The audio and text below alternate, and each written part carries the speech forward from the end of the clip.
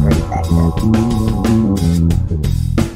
Welcome to Unbiased and On the Fence. I'm Shane. Thank you so much for joining. I wanted to do a follow-up video to the SAM update that we did on Monday. I know it wasn't easy for, kudos to Nathan for delivering that presentation. I know it couldn't have been easy. It wasn't very popular. But at the same time, I do want to reiterate my position and clarify where I'm at with this whole thing, because I think it's important for us to stay open-minded. But at the same time, I don't think we should blindly follow anyone or anything. To consider the information, but not take it as thus saith the Lord. And I think that might be happening a little bit. I know in today's society, we want things quick and easy, the fast food restaurant mentality. But at the same time, we don't want to throw discernment and intuition out the window. We're all on our own journey here, and I think it's important to recognize that. I think discernment and intuition is key here, and it's really not hard for any one of us to ask a question of God, our guides, or whatever you feel comfortable calling it, our higher self, and then to start looking for those answers in synchronistic ways in life. It's been suggested to me that maybe I should put a disclaimer at the beginning of it, but it's not the first time I've had a controversial or contradictory viewpoint presented here. I myself love to consider all things, to keep an open mind, rarely having the certainty to draw any kind of definite conclusions, hence the name of the channel. It's hard to be fooled when you stay at least partially on the fence. One of the concerns people had was to surrender and give your power over to Sam. Sam I am. And I think this really gets into not only perception, but interpretation of this. From the way I look at things, and I'm looking at my higher self, I'm wanting to surrender to my higher self. Is Sam my higher self? That's the way I view it. I view this as something that we're all trying to achieve, not someone that's external to me. So for me, if Sam is not my higher self, a higher aspect of me, I wouldn't want to give over my free will and sovereignty to something outside of myself personally. And that's why I think it's paramount to get your own answers as it relates to this whole journey that we're all on. I contend these messages are Nathan's. Some I resonate with, some I don't, but I do consider them all. I personally find the interactions that Nathan has with Sam to be fascinating. And even if I don't agree with the interpretation of it, I don't feel like it's really my place to try to reinterpret the messages that he's gotten, because I get my own messages, and I think you all should get your own messages.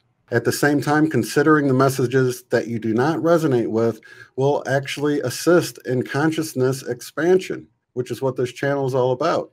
Many times when I'm looking at one of the messages that Nathan gets from Sam, and it seems as if it doesn't resonate with me, I find that if I stay objective about it and just shift my perception a little bit, I find that what once seemed like a contradiction actually seems to complement the way I view things. One such example was the topic of QAnon. He got messages that said that QAnon was a psyop, a show, a distraction. But when I look at that objectively, I can't really disagree with that. I think, although I believe Q is a real movement with real truthful information coming through, I do feel like it is a psyop. But I feel like, when you're red pilling a bunch of people, why not use these things in a positive way? So I feel like those things are true. I just view them in a positive light. So it's a psyop to psychologically awaken people, to red pill people as to what is really going on and what's about to go down. Now, I don't know for sure, but this is, from what I've looked at it, this is definitely probable. So I look at it more open-mindedly, more optimistically. I think it can be a distraction, not only a distraction from people looking at mainstream media for their source of information and looking into alternative sources for their information, but yeah, you can get sucked in too much to where it's a distraction from what you may be needing to do. So there's all these different perspectives I consider. And yes, I think it's a show. I think it's important that it's entertaining for people to look into this stuff, to investigate. And so I can't really disagree with all of that, although I do have a different perspective on it. I did want to make one correction. One of the questions Nathan posed to Sam was that Q stated JFK Jr. was Q.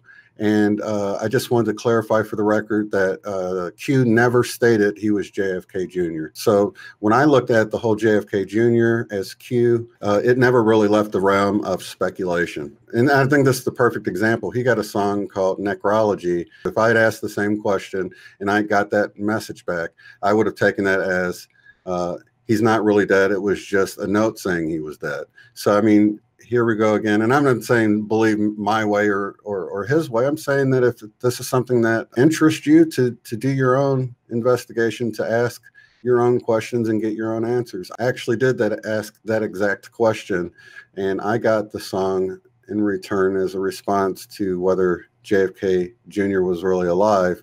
I got the song Jukebox Hero, and one of the lyrics in that song that stood out to me was, he'll come alive tonight. And as a real world reality confirmation, not long after I was in my car and that same song played on the radio. So you can really see how it comes down to the individual's perception and just how they'll receive and interpret the messages. Do I know for a fact? No, I think it's a probability. That's beyond the point here. I think everyone should find their own answers as it relates to this, and really just take this whole thing with Nathan as a fascinating and interesting look at, because he's done it over, I think, 4,000 times now, messages, and he gets very interesting, intelligent, humorous responses. So I really personally enjoy the information. And like I said, I think if you can sort of set your biases aside, you'll enjoy it too, even if all the information that comes through doesn't resonate with you. Another topic that was discussed was channeling and QHHT or hypnotherapy in general as a modality, and that those things were going to fall away or that you shouldn't participate in them. I'm sure there is some price gouging going on with it. I certainly don't doubt that. In fact, that's one of the reasons why I've been a huge supporter of BQH over QHHT.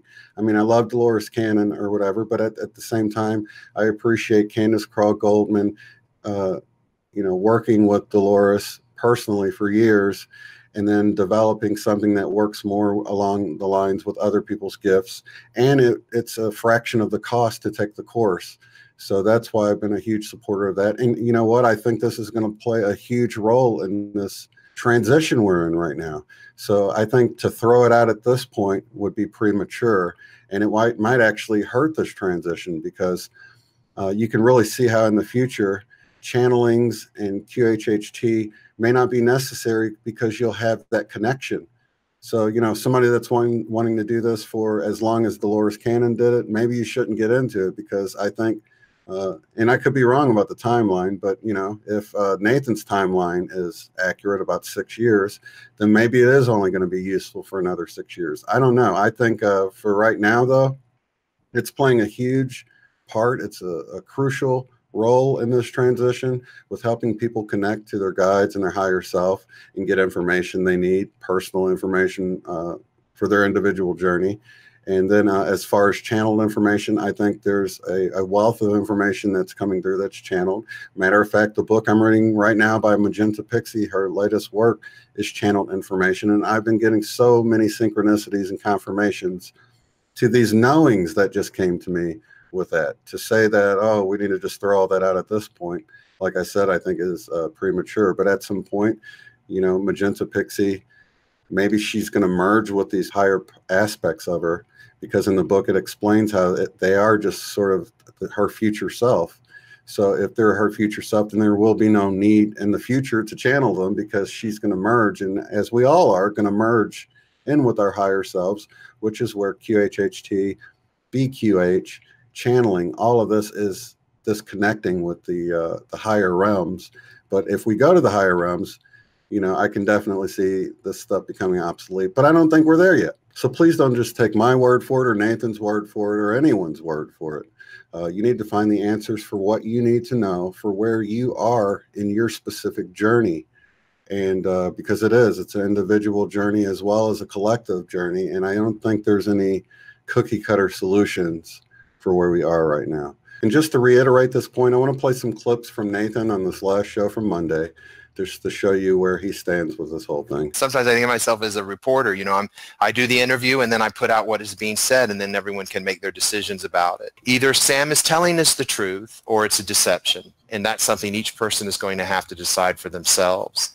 But that's going to expand your consciousness, even considering this. And the other thing I would ask Sam, or your concept of your higher power, whatever guides or whatever, for physical reality confirmations of these messages. That's what I do. Ask him to reveal to you, is this true? Is what I'm hearing true? And then open yourself to receive that message, that confirmation or that denial or whatever it is.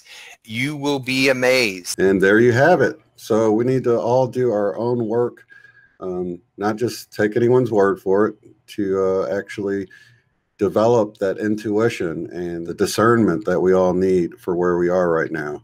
And lots of love and light to each and every one of you. Have a good one. If you'd like to support the work I do, go to paypal.me/UOTF. Thanks.